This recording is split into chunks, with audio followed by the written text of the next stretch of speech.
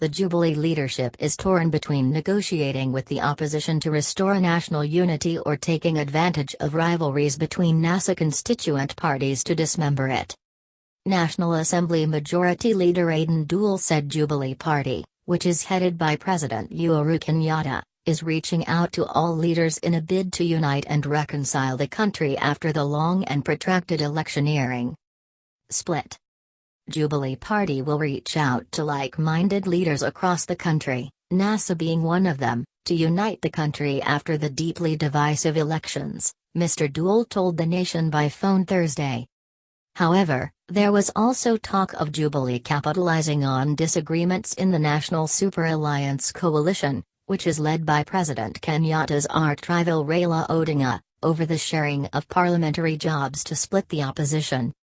There are complaints by Coast MPs after the job of Minority Chief Whip went to Suna East MP Junit Mohammed of Mr. Odinga's Orange Democratic Movement, ODM, rather than to a coastal lawmaker as in the last parliament. Related content. Raila's choice for Whip sparks dispute. NASA nominates Raila Odinga, 11 others to Iala. Jubilee nominates Nyachi, 14 others to Iala. Also complaining are Amani National Congress MPs, who accuse NASA of shortchanging them in the distribution of positions. ANC is led by former Deputy Prime Minister Musalia Mudavadi, who is also a NASA co-principal. Wiper. Other NASA affiliates include Wiper Movement, led by former Vice President Kalonzo Musyoka, and Bungoma Senator Moses Wetangula led Ford Kenya. Both party chiefs are also NASA co-principals, with the former having been Mr. Odinga's running mate in this year's presidential election. There is talk internally that the NASA coalition should be split, with Wiper, ANC and Ford Kenya going on their own, said a top Jubilee member who requested anonymity. There are also suggestions to bring Coast MPs to our side. On the president's inauguration pledge to unite the country, Mr. Duale said, "The president will initiate talks to build a cohesive nation and reconcile differences that have been there, ensure national stability and pave the way for Jubilee to plan for 2022. The Garissa Township MP however denied that there was a plot to split the opposition. He said, "We have no intention of weakening the opposition. We want a vibrant opposition so that we can take on each other on issues that will make this country grow." Religious leaders and foreign countries have urged President Kenyatta and Mr. Odinga to cast aside their differences and hold talks to reconcile and unite the nation. Unease. The unease over fears of infiltration by Jubilee is already evident in the row between ANC Chairman Kevin Lunani and nominated MP Godfrey Asotsi, who was last month replaced by Mr. Barack Muluka as Secretary General.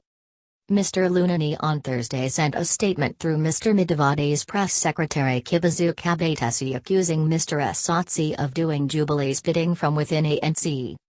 The plot to destabilize ANC has wider sinister promptings from Jubilee mandarins, who desire to deny our party leader Mudavadi of a political vehicle for 2022, said Mr. Lunani in the statement. The script has all the hallmarks of how Jubilee caused instability in UDF after the 2013 elections. However, Mr. Duale dismissed the allegations against Jubilee, arguing that NASA was facing problems of poor leadership in Parliament. NASA has fallen because of the leadership of the House, and it's very common with an opposition, particularly coming soon after they lose an election, said Mr. Duale. There is always pull and push because, for the next 5 years, they have to manage succession. The opposition will have issues to address on their 2022 succession. We are not involved. We have no business with them. After the 2013 polls, Mr. Mudavadi was delisted from the party, thrown out and rendered partyless until he recovered to form ANC. Defamatory. The ANC official also accused Mr. Asotsi of having not accounted for party funds after he left his seat. But Mr. Asotsi quickly hit back, saying the statement attributed to Mr. Lunani was the handiwork of Mr. Kabetesi and was nonsense and defamatory. Said Mr. Asotsi in Parliament, It was Kibizu Kabatesi's statement as an individual. He is not an official of ANC. I have the emails he sent to the media and I know he used Lunani's name. I have sent those statements to my lawyers for a defamation case against Kabatesi. He asked Mr. Kabatesi to stop using the name of the party and party leader Musalia Mudavadi to propagate hate and division in the party. He added, I know he is sulking because he missed out on the party list for nomination and even his adventure to become Vihiga County Secretary and lately ANC SCL nominee. I'm not an employment bureau to give him a job. Title deeds. The MP alleged attempts to use him as a sacrificial lamb, adding that he had been the Secretary General of Mr. Mudavadi's party for a long time and his loyalty was well known. On Wednesday, Deputy President William Ruto shared on his social media pages pictures of him hosting Trans Nzoia Governor Patrick Kayemba at his Karen home, a visit seen by many as the beginning of a political poaching journey. The DP, however, said their talks focused on issuance of title deeds to residents, relocating government facilities to allow expansion of Kaital town and the improvement of health infrastructure. Mr. Kayemba's visit came just a day after ODM Vice Chairman and Turkana Governor Jos Fat Nanak attended the swearing-in of President Kenyatta on the same day Mr. Odinga had a prayer rally at Jacaranda grounds in Eastlands.